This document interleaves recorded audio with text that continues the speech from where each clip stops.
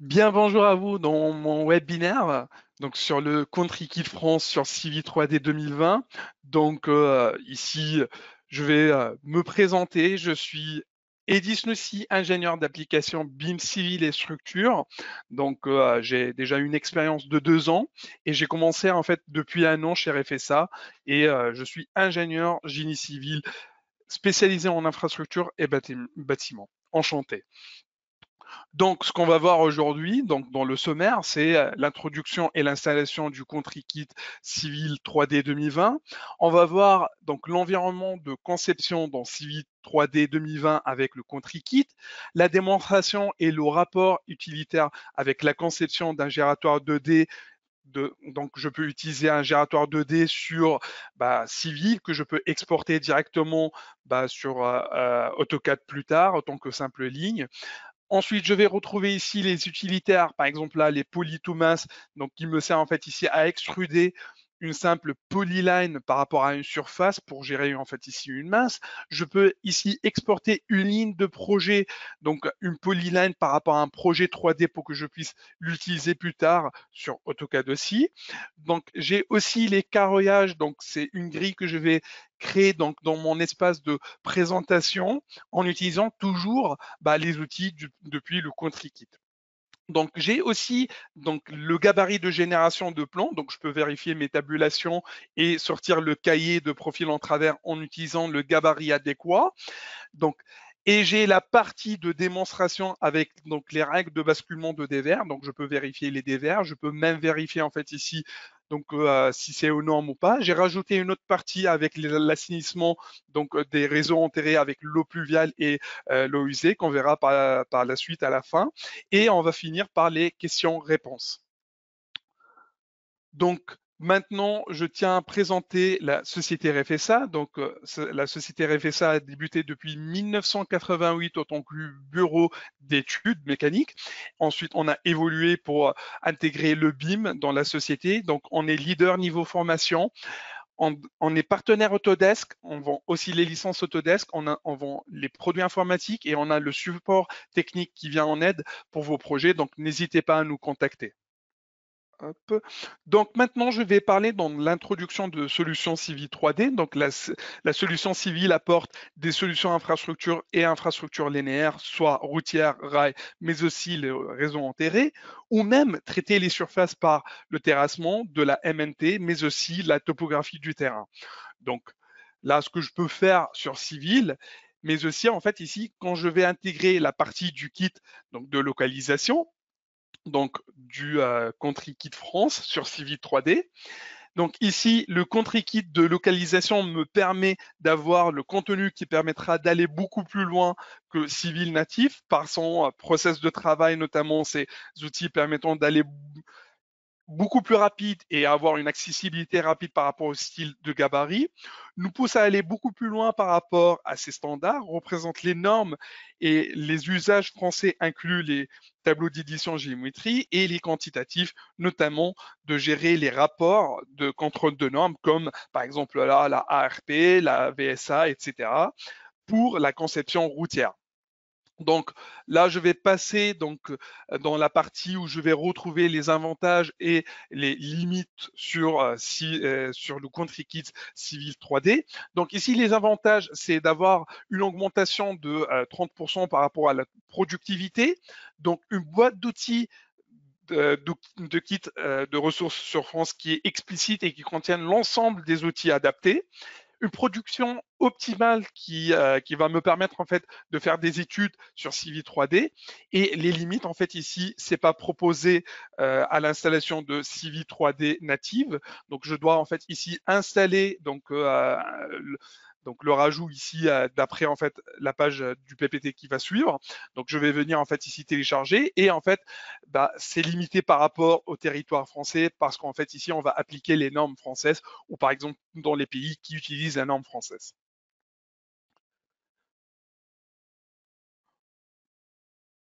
Pour ce fait, en fait ici, je vais accéder ici via le lien pour télécharger donc le fichier qui est .msi et je vais tout simplement l'installer pour retrouver en fait ici l'icône sur le bureau. Donc, du coup, en fait, je vais partir à partir de ce lien, je vais cliquer dessus, je vais être dirigé automatiquement vers la page. Donc, je vais sélectionner le pays. Donc, vous avez énormément de country kits proposés, parmi eux la France. Donc, je vais sélectionner la France.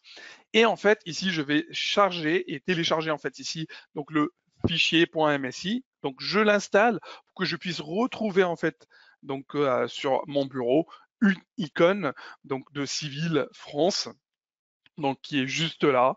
Donc tout simplement, dès que je clique, je peux ouvrir en fait ici Civil 3D avec le Country Kit France. Donc je tiens à signaler que le Country Kit France se base essentiellement sur l'enrichissement du gabarit de base sur Civil natif. Donc le gabarit du DWT. Donc on peut utiliser le gabarit donc du Country Kit comme une base pour venir l'enrichir. Donc vous voyez en fait ici, à ma gauche, je retrouve ici la boîte d'outils avec tous les éléments issus du Country Kit, et à ma droite, donc dans la palette de tools, où je retrouve en fait ici lisez-moi par rapport au Country Kit France. Je peux retrouver en fait ici les différentes sections donc de mon profil type juste là, donc dans cet onglet. Par exemple là, je peux sélectionner les bordures, donc etc. Je peux même retrouver les panneaux de signalisation avec les normes françaises. Et si je viens maintenant sur le menu d'application du logiciel, donc dans les options, dans l'onglet fichier où je vais développer en fait ici le paramètre de mon gabarit, donc je viens ici sélectionner paramètre du gabarit, je vais retrouver en fait ici, juste là dans l'emplacement du fichier du gabarit de dessin, donc le gabarit du Country Kit qui est déjà en fait inséré de base. Donc, ce que je peux faire, je peux aller beaucoup plus loin que ça. Donc, je peux aller, par exemple, là, donc, dans modifier les paramètres de mon dessin, et dans modification de paramètres de mon dessin, dans l'onglet calque d'objets. Donc tous les objets en fait ici ils sont répertoriés dans les calques, et vous voyez en fait ici les calques utilisés, ils sont issus du Country Kit. Ces calques là en fait ça commence avec C3D-bas et ensuite la nomination du calque. Et si je viens dans les propriétés donc du calque, donc je vais retrouver en fait ici tous mes calques en fait en français, et en haut par exemple là vous voyez en haut c'est les calques natifs issus du civil natif, et en bas en fait ici les calques utilisés depuis le Country Kit. Donc vous voyez c'est en français. Donc si je développe maintenant donc l'objet point, et en fait je vais retrouver les divers styles, par exemple là, le style de point, donc je vais retrouver en fait ici divers styles qui sont issus du gabarit issu du Country Kit, donc quelques styles de points. Si je développe en fait ici les styles d'étiquette, je vais retrouver les différents styles d'étiquette. Par exemple là, vous voyez que c'est en français.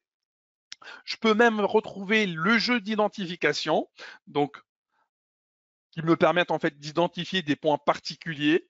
Donc vous voyez en fait ici, ce sont des points particuliers issus du Country Kit pour aller beaucoup plus loin dans la productivité. Donc maintenant, je vais prendre donc la partie du talus, donc qui clarifie l'usage de différents paramètres de création de talus, notamment les différents jeux de base que je peux retrouver juste là, permettant de prendre en compte les différents paramètres, comme par exemple là la définition par rapport à l'altitude, à la distance, par rapport à la surface. Donc ces jeux de base de création de talus me permettent en fait ici de créer des talus beaucoup plus simples et beaucoup plus rapidement en utilisant ces jeux de base. Donc ici, je vais par exemple là choisir un jeu de base par rapport à la surface par exemple. Donc je vais vérifier que c'est par rapport à la surface sélectionnée. Donc je vais créer en fait ici mon talus, je vais sélectionner la ligne caractéristique de mon terrain, je vais choisir le côté de mon talus. Donc je vais appliquer sur toute la longueur de ma ligne caractéristique de terrain. Et en fait, je vais spécifier que c'est un talus autant que déblai et remblai. Et automatiquement, donc j'ai le panorama qui m'indique là, tout est bon. Hop, je vais valider. Et vous voyez en fait devant vous donc la création de mon talus.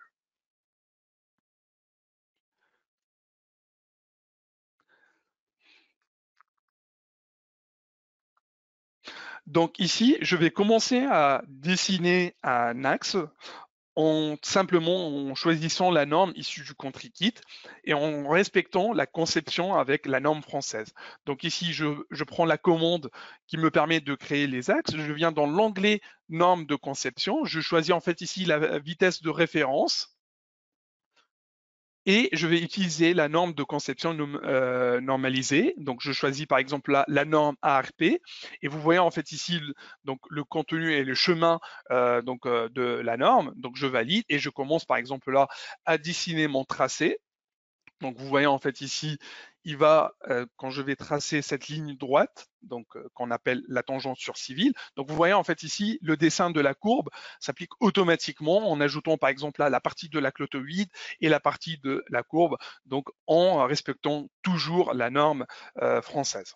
Donc maintenant, je vais en fait créer la conception d'un gératoire. Donc ici, j'ai 3 axes et en fait ici, je vais créer un gératoire donc sans utiliser donc le gératoire de base que je peux retrouver sur Civi 3D. Cette commande me permet de dessiner rapidement un gératoire 2D pour dessiner et exploiter ça sur AutoCAD. Donc la commande Carrefour, je peux l'avoir donc dans la conception de base sur Civi natif, mais en fait ici j'ai besoin d'utiliser donc le projet 3D.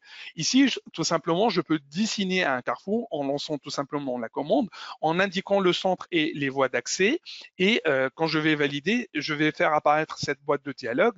Donc je peux par exemple là sélectionner la norme de Carrefour ici qui est issu du country kit. Je peux par exemple là indiquer le rayon externe et interne donc de mon Carrefour.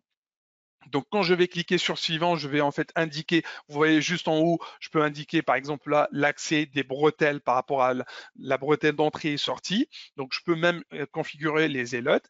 Et en fait, quand je vais aller cliquer sur suivant, donc je vais retrouver en fait ici donc les panneaux de signalisation qu'il faut bien sûr respecter. Donc là, en fait, je vais valider et juste devant vous, j'ai un dessin donc d'un gératoire avec une représentation selon la norme française. Donc vous voyez devant vous. Donc c'est un simple dessin que je peux l'exporter sur AutoCAD. Donc ici, je peux ajouter une autre voie d'accès. Et je peux en fait ici ajouter une autre voie directe qui contourne en fait ici mon gératoire. Donc cette commande me permet en fait ici de sélectionner donc les parties d'entrée-sortie de mon gératoire. Et je vais par exemple là indiquer le rayon de déviation. Et du coup, en fait, ici, j'ai dessiné une bretelle qui contourne en fait ici donc mon rond-point.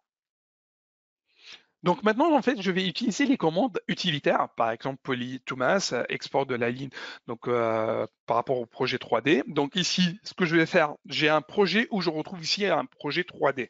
Donc je vais exporter une ligne à partir de ce projet 3D. Donc j'ai sélectionné mon projet 3D axe principal 1, donc on verra par exemple là dans la formation. Et du coup, en fait, ici, je vais exporter par rapport à ce projet 3D donc à partir de l'axe. Donc je vais exporter cette polyline que je peux l'utiliser à partir que je peux l'utiliser sur AutoCAD. Donc là, j'ai exporté cet axe-là. Donc si je viens cliquer, je retrouve dans la palette de propriétés que maintenant j'ai exporté une polyline 3D qui épouse parfaitement en fait ici le projet 3D. Donc maintenant, je vais utiliser ce projet-là, j'ai une surface, et je vais utiliser la commande polyThomas. Donc ici, je vais créer une polyline où je vais indiquer en fait ici par rapport à ces sommets l'élévation, et je vais gérer une extrusion qui sera projetée par rapport à la surface. Donc ce que je vais faire en fait ici, c'est que je vais exécuter la commande et tout simplement, donc je viens en fait ici indiquer l'élévation des sommets de la polyline et ensuite je vais exécuter la commande. Donc vous voyez en fait ici que cette polyline là, donc elle est vraiment dans le vide, elle n'est pas extrudée par rapport à la surface. Donc je vais exécuter la commande et du coup je vais sélectionner donc la surface sur laquelle en fait je vais projeter cette ligne, donc cette polyline, et je vais indiquer en fait ici donc le nom de cette masse que je viens de créer. Donc je vais la laisser autant que standard. Donc je vais valider en appuyant sur Entrée, donc comme vous faites sur AutoCAD. Et ensuite, je vais sélectionner cette polyline là.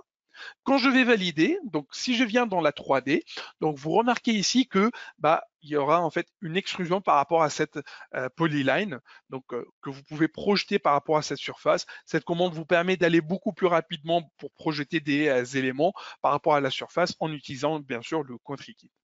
Donc maintenant, je vais aller dans l'espace de présentation pour utiliser le carré-H, comme j'ai expliqué tout à l'heure. Donc ici, je vais exécuter la commande. Donc ici, je vais sélectionner la fenêtre de l'objet, donc hop, et je vais indiquer la distance donc entre les croix, et je vais indiquer en fait ici l'X et l'Y de départ pour pouvoir en fait ici dessiner les marques. Et je vais dire par exemple la position du texte, ça sera en fait à l'intérieur, et la longueur des traits en fait, ça va être 7,5. Donc automatiquement, ça va me générer en fait ici des marques, donc ici dans mon espace de présentation, que je peux tout simplement l'exporter et l'imprimer. Donc ici, je vais générer un rapport de tabulation. Donc je vais vérifier mes tabulations, je vais sortir le rapport pour sortir finalement un cahier donc, de profil en travers. Donc je vais utiliser donc la commande qui me permet donc de générer un rapport de tabulation par rapport aux axes de tabulation et par rapport aux tabulations que j'ai déjà générées. Donc ici, vous avez ce rapport-là avec tous les PK et toutes les positions des PK de tabulation. Donc, vous avez en fait le Z de TN et le Z de projet. Donc, vous voyez en fait ici, vous avez aussi donc X, Y de la tabulation, et vous avez en fait ici le dévers par rapport à votre axe, donc le dévers à droite et le dévers à gauche. Donc, vous pouvez exporter en fait ce rapport-là pour que vous puissiez l'ajouter dans vos projets. Ce que je vais faire maintenant, c'est que je vais en fait exécuter le cahier de profil en travers pour vérifier en fait ici ma tabulation. Par rapport à la tabulation que j'ai en fait ici, ce que je peux imprimer en fait par rapport au gabarit donc du cahier, c'est en fait la forme A3 avec donc l'échelle 5 centièmes. Donc du coup en fait ici je vais soit par rapport donc à mon espace d'objet, je vais venir en fait ici changer donc l'échelle, ou carrément je viens en fait ici dans les paramètres de mon projet et je vais changer l'échelle. Donc du coup maintenant je vais créer donc le dessin de mon profil en travers, les feuilles, et je vais choisir en fait ici le gabarit depuis le Contrikit. Donc là, vous voyez en fait ici, je viens donc dans profil en travers et je prends le gabarit du cahier de profil en travers.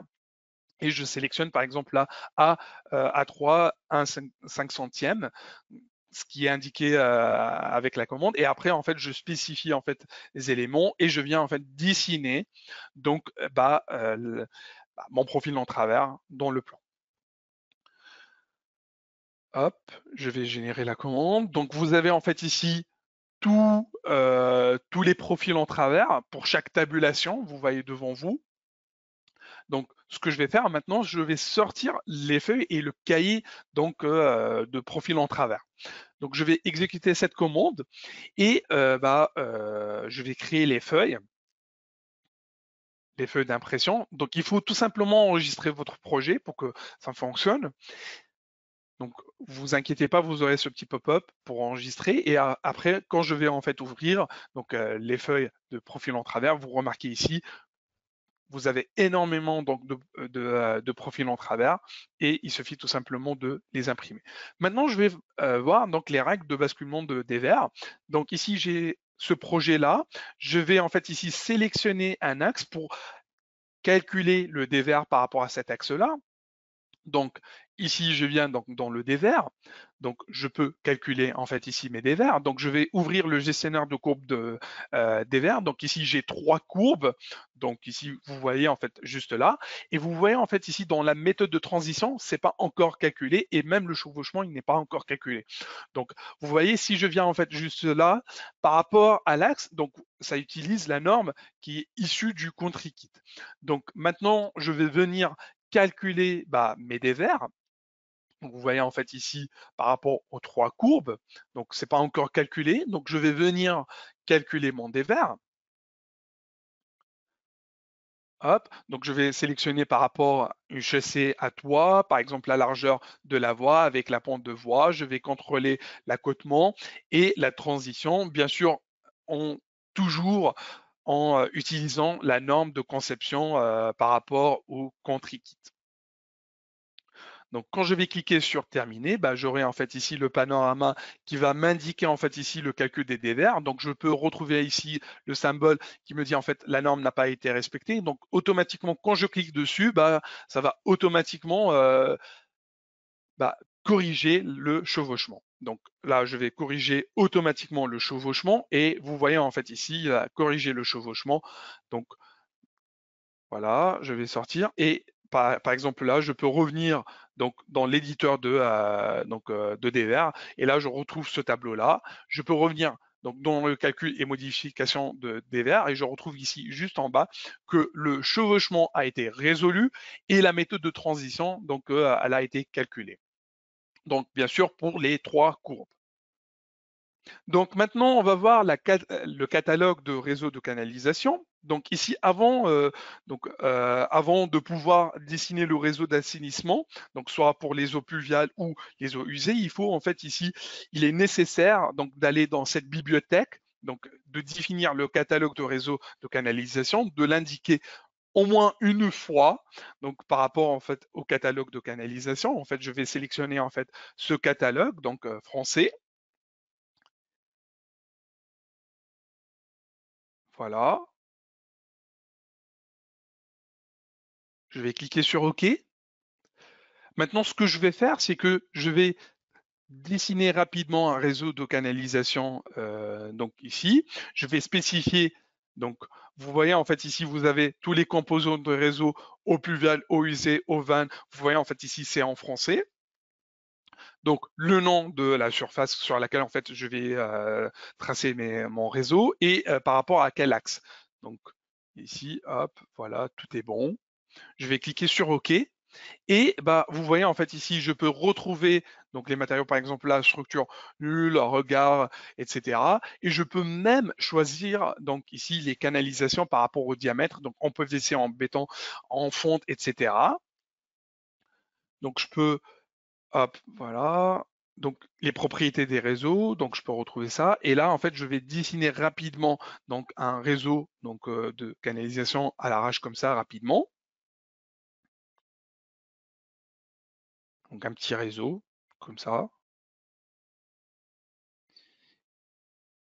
Et ce qui est bien, c'est que en fait ici, je vais utiliser une commande qui se trouve dans la boîte d'outils du CountryKit. Donc ici, je vais sortir un rapport de canalisation et regard. Ce rapport-là qui sera en XML.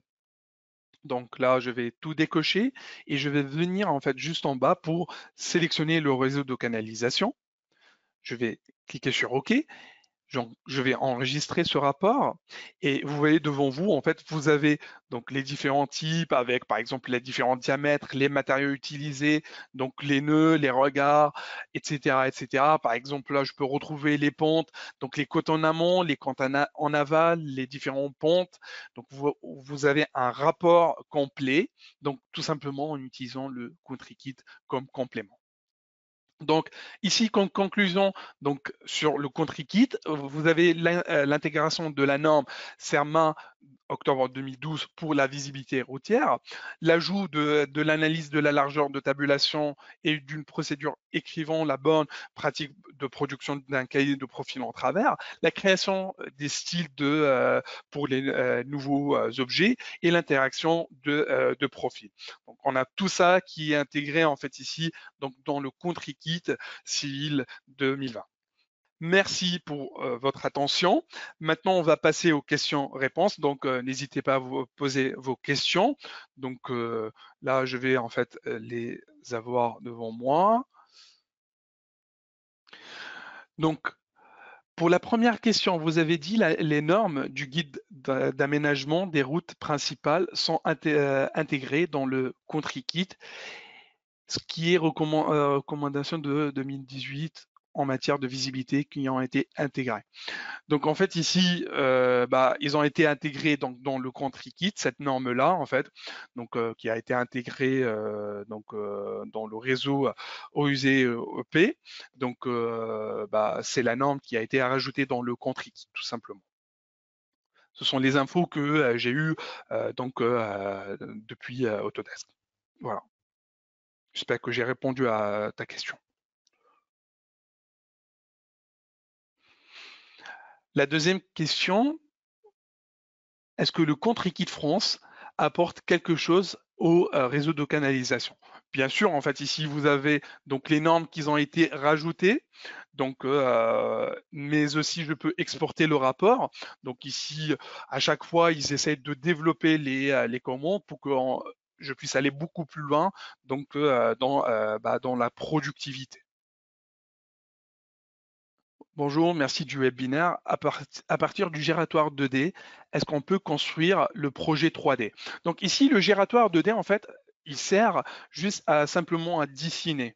Donc c'est pas en fait la même commande que je peux retrouver pour dessiner un gératoire. Donc l'autre commande sur le gératoire, elle me permet de créer, donc c'est comme si c'était un bloc, donc autant qu'un projet 3D. Et là, en fait, je vais l'intégrer autant que projet 3D. Parce qu'en fait, ici, le gératoire 2D, donc c'est des simples polylines, c'est un simple dessin que je peux exporter pour aller beaucoup plus rapidement et l'utiliser sur AutoCAD pour une simple représentation. Donc, je n'ai pas bien compris l'apport de Poly2Mass dans laquelle c'est intéressant d'utiliser dans un projet. Oui, en fait ici, donc cette commande permet donc de créer une simple masse par rapport à à une surface, donc de projeter ces éléments pour gérer en fait ici cette masse-là. Donc, est-ce qu'elle peut être utile et intéressante par rapport à un projet? Donc, par exemple là, on peut l'utiliser donc dans le domaine d'infrastructure, par exemple là, les ouvrages d'art pour extruder en fait ici donc une masse et de créer en fait ici des éléments sur civil. Hop, est-ce que est-ce que les règles de basculement de dévers sont basées sur les normes françaises? Bien sûr, elles sont basées sur les normes françaises parce qu'en fait ici, donc les normes françaises, donc c'est l'utilisateur qui vient les créer et vu que j'utilise donc le country kit, donc automatiquement ces éléments en fait ils sont rajoutés donc dans les normes automatiquement dans les normes françaises. Donc bien sûr, ça respecte et c'est basé par rapport aux normes françaises comme j'ai montré tout à l'heure. Donc ici, si je reviens dans la vidéo, hop de basculement. Donc ici, vous voyez quand je vais calculer en fait ici le dévers, donc juste là en fait, donc ça c'est pour l'axe. Et quand je viens dans les transitions, vous voyez en fait ici, donc c'est toujours issu donc du country kit. Et vous voyez en fait ici, je suis en train d'utiliser la norme. Donc par exemple là, la norme ARP. Donc j'indique la vitesse donc de référence et toujours c'est en fait ici par rapport à la norme française. D'autres questions? Donc, est-ce que les dévers spécifiques aux voies ferrées sont intégrés donc, dans le country kit? Bien sûr, en fait, ici, donc, récemment, ils ont intégré donc le module rail sur Civi 3D. Donc ici, bien sûr, les normes, ils sont automatiquement aussi intégrés donc dans le country kit pour que je puisse en fait ici utiliser les commandes rail et les divers éléments qui sont issus donc dans les voies ferrées sur Civi 3D. Donc ici, donc dans le country kit, je peux retrouver les normes pour les rails, bien sûr. D'autres questions? Bonjour, je travaille en Suisse et je n'ai pas trouvé le country kit suisse en 2021. Est-ce que je peux immigrer donc le country kit 2020 en 2021? Donc ici en fait, quand vous allez installer le country kit, donc ça va installer les fichiers donc dans la partie civile. Donc c'est un plugin qui vient en fait sur Civil. Donc normalement, quand vous allez l'installer, donc vous aurez les éléments issus du ContriKit 2020. Mais vous inquiétez pas, donc la partie du ContriKit 2021, ça va arriver. Et en fait ici, donc ils vont améliorer, ils vont rajouter d'autres pays. Bon, je vois pas d'autres questions. Merci pour votre attention. Donc, j'espère que vous avez apprécié mon webinaire. Et donc, n'hésitez pas en fait à suivre nos webinaires. Donc, on a un planning vraiment adapté. Vous pouvez en fait aller sur notre site, donc voir les formations proposées, mais aussi les webinaires proposés. Donc, n'hésitez pas à nous contacter. Merci à vous. Merci d'avoir suivi mon webinaire.